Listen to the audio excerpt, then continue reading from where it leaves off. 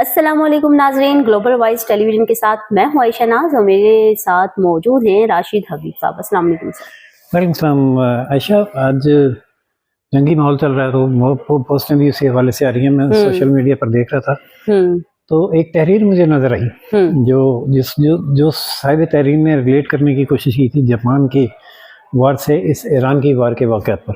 اچھا، تو میں پڑھتا ہوں، آپ کو سناتا ہوں، آپ بھی تبصرہ کریں، ہم ناظرین سے بھی کہیں گے کہ وہ بتائیں کہ یہ ایران پر اس کا اطلاق کس حد تک ہوتا ہے اور یہ صاحب تحریر کہنا کیا چاہ رہے ہیں، کیا یہ درست کہہ رہے ہیں یا نہیں کہہ رہے، لیکن ہے تھاٹ فل۔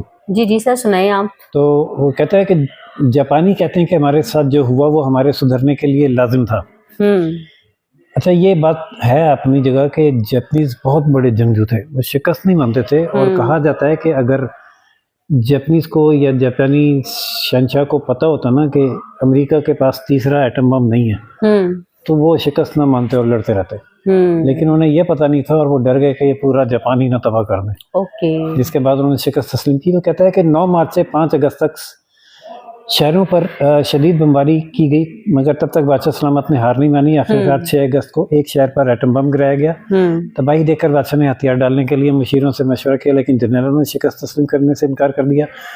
9 اگست کو دوسرے شہر ناگاساکی پر ایٹم بم گرایا گیا۔ جنرل وزیر مشیر 5 دن تک بحث کرتے رہے اس صورتحال میں بھی، مگر پھر جنرل شکست تسلیم کرنے پر آمادہ نہ تھے۔ بالآخر 15 اگست 1945 کو بادشاہ سلامت کا نام تھا ہیرو ہیٹو، شاہی محل سے نکل کر ریڈیو اسٹیشن پہنچے اور اپنی قوم سے تاریخی خطاب میں شکست تسلیم کرنے کا اعلان کیا۔ انہوں نے قوم کو تلقین کی پرامن رہیں، اپنے ملک کو دوبارہ تعمیر کریں، علم اور فنی مہارت حاصل کریں اور دنیا میں خود کو باوقار اور مہذب قوم ثابت کریں۔ عدم جاپان نے ایک ایسا ہی منظور کیا جس کے تحت جنگی راستہ اختیار نہ کرنے، پرامن ترقی پر زور دیا گیا۔ اس کے بعد جاپانی قوم خاموشی سے اپنے ملک کی تعمیر اور فنی مہارت حاصل کرنے میں لگ گئی۔ عائشہ، میں گیا تھا کوئی آج سے کوئی 20 سال پہلے جاپان۔ اچھا، انہوں نے جو ترقی اس وقت کی بھی تھی نا وہ اب بھی پاکستان میں نہیں ہے۔ اچھا، ہاں، ٹیکنالوجیکلی جو ان کے ہاں ٹرینیں چل رہی تھیں، جو سب وہ ہم سے 50 سال آگے ہیں، مجھے لگتا ہے ہر چیز میں بالکل ابھی بھی ایسے ہی ہے۔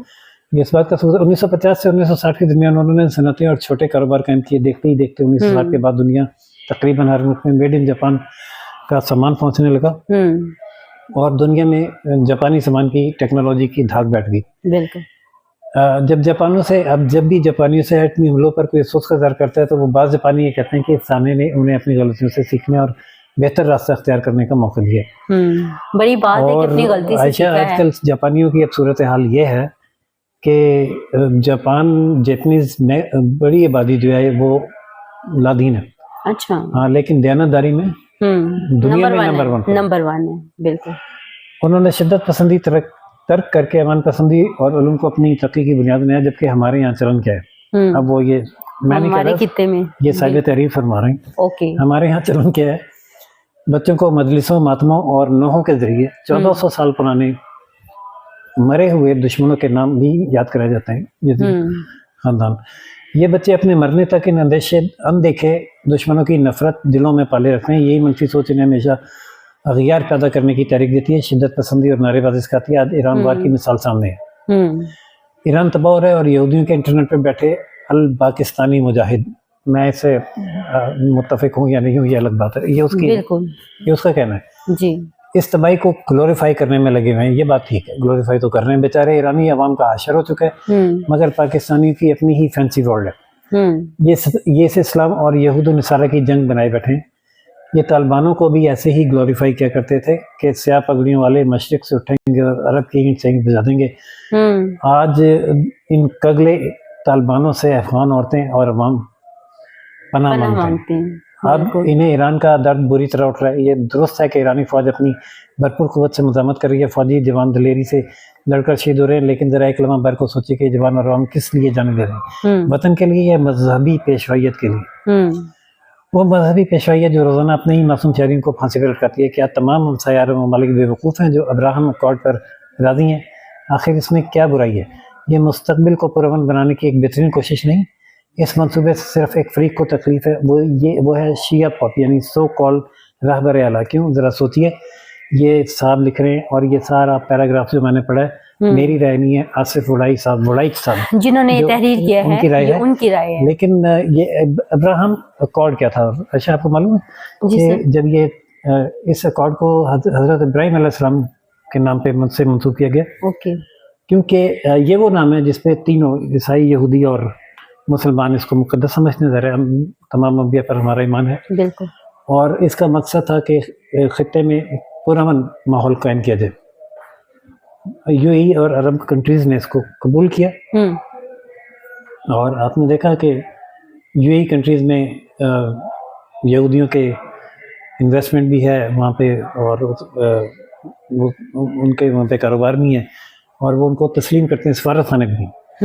لیکن پاکستان نے تسلیم نہیں کیا، اور ایک مطلب مذہبی جذباتیت، اس لیے کہ پاکستان چاہتا ہے کہ وہاں پہ فلسطینیوں کو بھی ایک آزاد اور خود مختار ملک دیا جائے، اور جب تک ان کو یہ اسٹیٹس نہیں دیا جائے گا پاکستان اس کو قبول نہیں کرے گا. یہ ناممکن نہیں ہے، لیکن مشکل بہت ہے. بالکل. تو اور پاکستان اس حوالے سے بہت جذباتی بھی ہے، اور پاکستان کی سیاست بھی اس پر بہت زیادہ سینسٹیو ہے. اچھا سر، کچھ تحریریں یا کچھ ایسی پوسٹ سامنے آتی ہیں جو ہماری عقل کو ہٹ کرتی ہیں، سوچنے پہ مجبور کرتی ہیں، اور یہ جو تمام سینیریو چل رہا ہے اس میں ایران جو ہے، ایران کی طرف سے پاکستان کو یہ کہا گیا ہے کہ ان کے ایفرٹ جو ہے قابل تحسین ہے، اور انہوں نے ایڈمٹ بھی کیا، اور ساتھ میں یہ بھی کہا جا رہا ہے کہ وہ آخری مراحل میں ہیں. ایران چاہتا ہے کہ جنگ بندی ہو. ان کا یہ بھی انہوں نے ایک بیان دیا کہ ہم چاہتے ہیں جنگ بندی ہو، لیکن یہ عارضی نہ ہو، یہ پرماننٹ ہو، اور دشمن جو ہے دوبارہ ایران پہ حملہ کرنے کے بارے میں سوچے بھی نہ.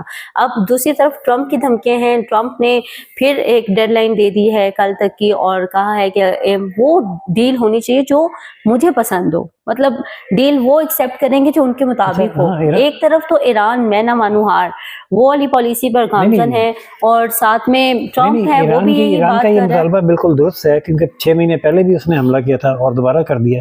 وہ یہ یقین دہانی چاہتا ہے کہ ایک دفعہ جنگ بندی ہو جائے تو امریکہ دوبارہ حملہ نہیں کرے گا. نمبر 1، اور یہ ضروری ہے، ان کا یہ بالکل جائز مطالبہ ہے. اور دوسرا یہ کہ وہ کہتا ہے کہ میں اب نئے ارمز ہماری ہے، اور اس کا میں کنٹرول نہیں چھوڑوں گا. جیسے نہر سوئز پہ انہوں نے ٹول ٹیکس لگایا ہے، اور ساری دنیا دے رہی ہے. تو اور تیسرا امریکہ کی طرف سے جو پوائنٹ ہے وہ یہ ہے کہ ایران جو ہے وہ ایٹم نہ بنائے. اچھا سر، میں بھی سوشل میڈیا پہ ایک پوسٹ پڑھ رہی تھی، وہ میں اپنے ناظرین کے سامنے رکھتی ہوں. اس کا لبے لباب یہ تھا کہ امریکہ نے جب وینزویلا پہ حملہ کیا، اس کے صدر کو اپنی دسترس میں لے لیا، تو ان کے جو آئل کے ذخیرے ہیں ان پہ قبضہ کر لیا ہے. اب یہاں پر جو سچویشن کریٹ کی گئی ہے، امریکہ کہتا ہے کہ میں ایٹمی پاور کو نشانہ بناؤں گا، میں آئل کے ذخیروں کو نشانہ بناؤں گا. بیسیکلی اس لوگوں کا یہ کہنا ہے کہ ٹرمپ جو ہے نا وہ بہت آگے کی سوچ رہا ہے، اور وہ یہ چاہ رہا ہے کہ جب مشرق وسطیٰ میں موجود تیل کے ذخائر کو نقصان پہنچایا جائے گا تو پوری دنیا میں تیل کی قلت ہو جائے گی.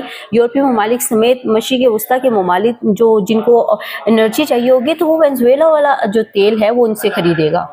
تو یہ بھی ایک پوائنٹ ہو سکتا ہے، لیکن پھر بھی مجھے لگتا ہے ٹرمپ کی جو پالیسی ہے یہ بری طرح فلاپ ہو چکی ہے. اب ٹرمپ سیف ایگزٹ، جیسے ہم ہر بات میں کہتے ہیں، سیف ایگزٹ چاہتا ہے. ٹرمپ جو ہے وہ منصوبے پتہ نہیں کتنے عرصوں کے لمبے بنا رہے ہیں، لیکن اس کو اپنے اب اقتدار کا پتہ نہیں ہے. بالکل جو وہاں پہ صورتحال ہو گئی ہے، اس کا لوگ بہت ناپسند کر رہے ہیں، ان کی عوام بہت ناپسند کر رہی ہے. اور سر آپ دیکھیں گا، جیسے ہم نے پہلے بھی بات کی تھی، جو مڈ ٹرمز آنے والے ہیں نومبر میں، تو اس میں شدید تنقید کا سامنا اور نفرت کا سامنا کرنا پڑے گا ٹرمپ کو. اور ہو سکتا ہے کہ اس وقت وہ بالکل ناپسندیدہ ترین شخصیت جو ہے وہ بھر کے سامنے ہے، کیونکہ پوری دنیا کے امن کو اس نے نقصان پہنچایا ہوا ہے. چلیں سر، ہم بات تو کرتے رہتے ہیں جنگ کی، تھوڑی سی پاکستان کے حوالے سے. 2 دن رہ گئے ایک نئی جنگ کے لیے، اور وہ جنگ اب شروع ہوگی یا نہیں ہوگی یہ تو وقت ہی بتائے گا. لیکن ناظرین کو یہ بتاتے چلیں کہ پاکستان تحریک انصاف کی جانب سے پاور شو جو ہے وہ کرنے کا اندیا دے دیا ہے، اور راولپنڈی میں لیاقت باغ میں وہ اپنا پاور شو کرنا چاہتے ہیں 9 اپریل کو. اور 9 اپریل کو وہ انہوں نے اناؤنسمنٹ تو کر دیا ہے، لیکن بہت سے چیلنجز درپیش ہے. سب سے پہلا چیلنج تو NOC، اگر NOC ملتا ہے تبھی انہیں جلسے کی اجازت ہوگی. لیاقت باغ میں جلسے کا بالکل. تو کل میری ملاقات ہوئی تھی بیرسٹر گوہر صاحب سے. میں نے ان سے سوال کیا تھا کہ آپ نے اعلان تو کر دیا ہے اور آپ کو چیلنجز کا سامنا بھی ہے، آپ مجھے یہ بتائیں کہ آپ کو پرمٹ مل جائے گا, اجازت مل جائے گی. تو ان کا کہنا تھا کہ جس طرح حکومت آسانی سے ہمیں اجازت نہیں دیتی, ہم عدالت کے تھرو اجازت لیتے ہیں. اگر حکومت نے NOC نہ دیا, ہمیں اجازت نہ دی, تو وہ عدالت سے رجوع کریں گے, لیکن اپنا پاور شو کریں گے. لیکن دوسری طرف سر آپ دیکھیں گورنمنٹ بھی بڑا سمارٹ کھیلتی ہے. گورنمنٹ نے راولپنڈی میں دفعہ 144 لگا دیا ہے. کوئی لوگ باہر نہیں نکل سکتے, 4 لوگ ہجوم کی شکل میں باہر نہیں نکل سکتے, کوئی شرپسند تقریریں نہیں ہوں گی. اس طرح مطلب کے یہ جو تو طے ہو گیا کہ وہ اقدامات ہیں, NOC نہیں دینے جا رہے, بالکل, اور نہ ہی کوئی جلسے کی اجازت دیں گے, اور گرفتاریاں ہو سکتی ہیں اور ہنگامہ آرائی ہو سکتی ہے اگر PTI بڑے جوش و خروش سے پہنچتی ہے پنڈی. تو اب یہ تو 9 اپریل کو پتہ چلے گا کہ کتنا جو ہمارے سہیل افریدی صاحب ہیں ان کے اعلان پر وہ کتنا حکومت کو ٹف ٹائم دے سکتے ہیں. اب حکومت کو ٹف ٹائم مجھے نہیں لگتا کہ پاکستان تحریک انصاف دے پا رہی ہے. پاکستان تحریک انصاف کے پاس کوئی اور وے نہیں ہے. ابھی وہ پچھلے دنوں ہم نے دیکھا کہ آپس میں بہت زیادہ ان کے اختلافات تھے, جس کی وجہ سے گیم آگے نہیں چل رہی. اور اس وقت بھی آپ دیکھیں کہ آپ کو کوئی خاص ایکٹیویٹی جو ہے وہ نظر نہیں آ رہی. لیکن سر ایک اور خبر ہے کہ جیسے کہ سینٹ کے انتخابات ہونے جا رہے ہیں, تو اس حوالے سے کل نومینیشن کے لیے کاغذات جمع کروانے کے لیے کہا گیا تھا, لیکن پاکستان تحریک انصاف کی جانب سے نومینیشن پیپرز جو ہیں وہ فائنل کرنے کے لیے منع کر دیا گیا تھا. جنید اکبر نے اپنا بیان دیا تھا, اور پھر جب میں نے ان کو کنفرم کرنے کے لیے بات کی تو ان کا یہ کہنا تھا کہ ابھی ہم مشاورت کریں اور سوچ رہے ہیں کہ کس کو ہم نے سیٹ دینی ہے, کس کو نہیں, اس وجہ سے ہم ڈیلے ہو رہے ہیں. تو ایک اخباروں میں بھی خبر آ رہی تھی جی بائیکاٹ کے لیے شاید سینٹ کے الیکشن سے PTI والوں نے, اور لیکن ایسا کچھ نہیں ہے. آج یا کل میں وہ اپنے پیپرز جو ہیں وہ جمع کروا دیں گے الیکشن کے لیے. اور دوسری جانب اگر دیکھا جائے کہ پاکستان تحریک انصاف جو ہے اب وہ کر رہی ہے کوشش کہ کسی طریقے سے ہم اس معاملے کو حل کریں اور خان صاحب کو باہر لے کے آنے کے لیے جو ہے اقدامات کریں.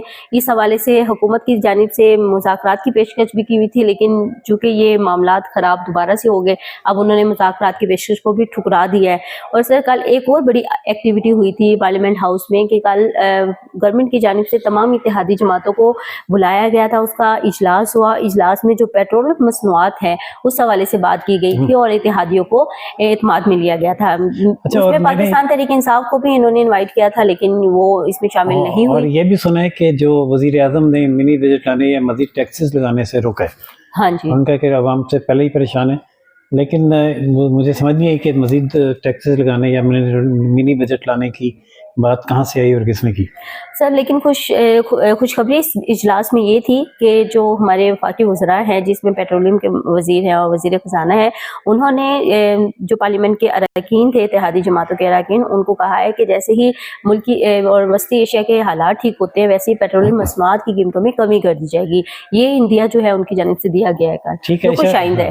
ایسا کافی طویل ہو گیا ویلاگ, اور کافی ساری آپ نے بھی خبریں دی, اور دیکھتے ہیں ناظرین ڈیڈ لائن اب آج ختم ہونے والی ہے, اور یہ پاکستان کی کوششیں کس حد تک برابر ہوتی ہیں, اور 9 اپریل کو PTI کس حد تک کامیاب ہوتی ہے, اور سینٹ الیکشن کا اونٹ کس کروڑ بیٹھتا ہے. تو جو بھی صورتحال ہوگی اس سے بھی آپ کو اپڈیٹ کرتے رہیں گے. اب تک کے لیے اتنا ہی, اجازت دیجیے عائشہ ناز کو. سر یہاں پہ میں ریکویسٹ کرنا چاہوں گی جو ہمارے دیکھنے والے ہیں وہ ہمارے یوٹیوب چینل کو سبسکرائب کریں, بیل آئیکن ضرور دبائیں, اور اپنے قیمتی مشوروں سے جو ہیں وہ ہمیں ضرور آگاہ کریں. ہمارے چینل کی بیٹرمنٹ کے لیے آپ کی جو رائے ہیں وہ ہمارے لیے قابل تحسین ہوگی, اور ہم اس پہ امپلیمنٹ بھی کریں گے. اور یہ جو سینیریو چل رہا ہے اس حوالے سے بھی آپ اپنی رائے نیچے کامنٹ باکس میں ضرور دیجیے گا, ہمارے لیے بہت زیادہ اپریسیشن ہوگی. یہ ہمیں اجازت دیجیے. اللہ حافظ. اللہ حافظ.